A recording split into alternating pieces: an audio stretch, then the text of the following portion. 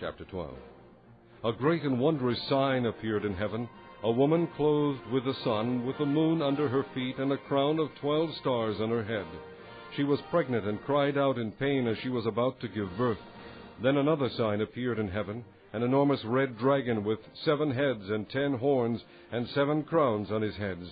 His tail swept a third of the stars out of the sky and flung them to the earth.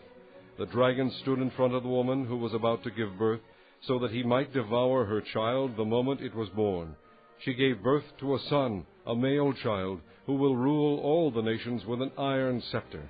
And her child was snatched up to God and to his throne.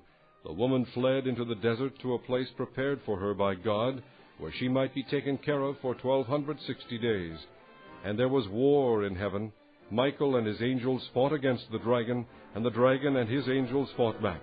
But he was not strong enough, and they lost their place in heaven. The great dragon was hurled down, that ancient serpent called the devil or Satan, who leads the whole world astray. He was hurled to the earth, and his angels with him. Then I heard a loud voice in heaven say, "Now have come the salvation and the power and the kingdom of our God, and the authority of his Christ.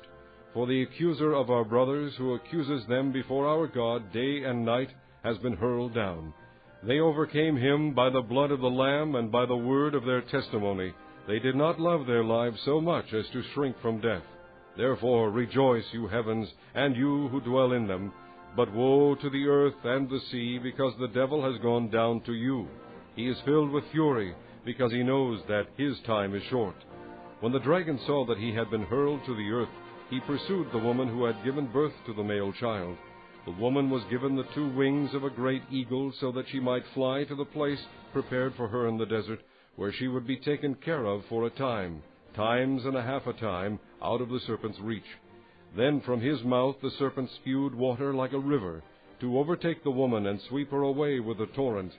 But the earth helped the woman by opening its mouth and swallowing the river that the dragon had spewed out of his mouth.